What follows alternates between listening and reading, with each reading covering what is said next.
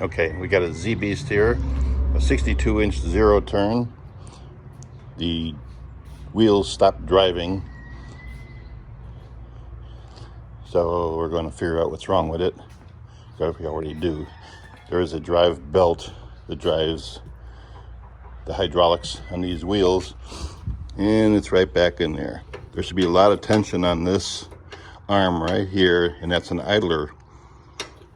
And since that's sloppy, there's evidence that the belt is broken or missing.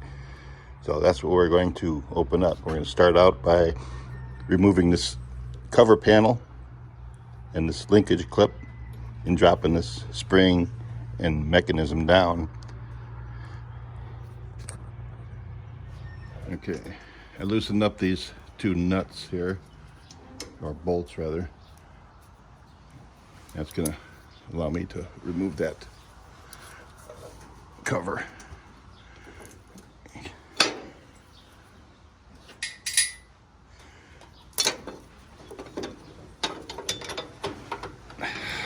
Real good idea.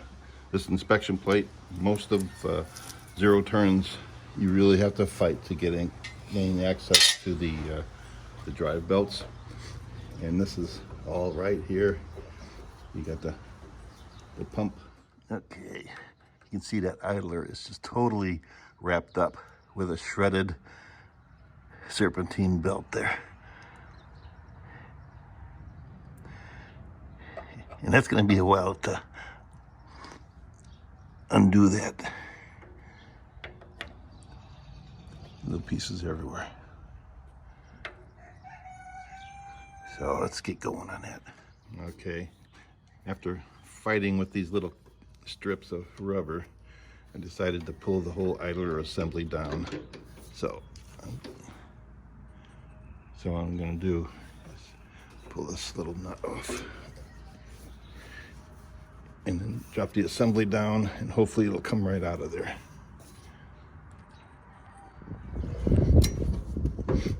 Okay.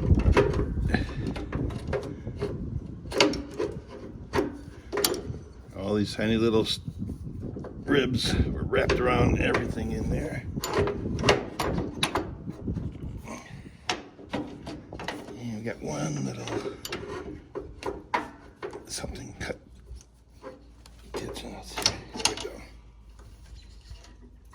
What a mess.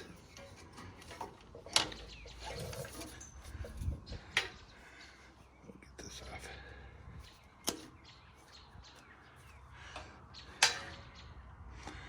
Okay.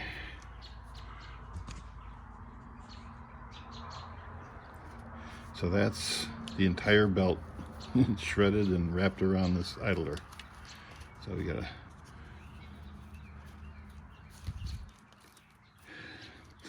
we'll pause for a minute.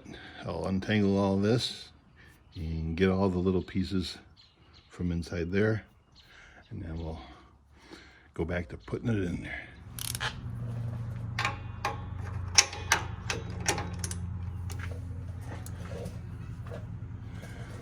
Okay, so this spring here that holds tension on this idler, and we want to snug this down, this nut down, until we got about a 10-pound amount of pressure here on the belt, pushing on the belt, and then about a 3/4 inch travel.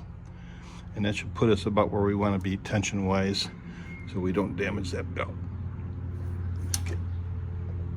And there's a little lock nut on this side too. We want to make sure and draw that in, and so she don't back out. Took a little while to get this mechanism back in after having to pull it out to strip all the old belt off of it, but the managed to bite my lip and get it in there. So it should be good to go now. Everything is free to move. We had belt pieces in all the linkage. We had to unbolt each piece of linkage and get the torn belt out of there. So, but I think we're done, except for putting on the inspection cover.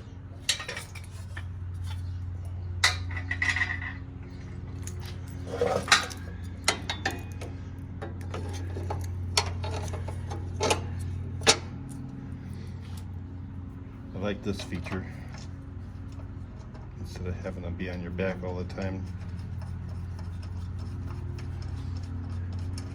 So I'll finish putting this back together here, and then we'll reattach the drive belt to the deck because I needed to put the new belt on,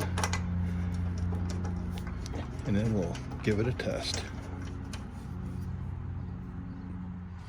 Okay, got the cover on, got good tension on the belt, the new belt, and our clips are on.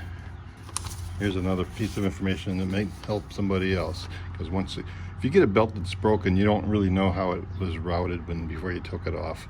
But you got the two pumps here and here, and then you got the engine pulley, and this little one here, that's the one that loaded with the spring.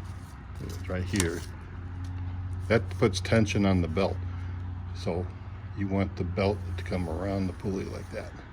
The idler is going to be pushing in this direction, and you'd be good to go. I hope this helps you. Click subscribe.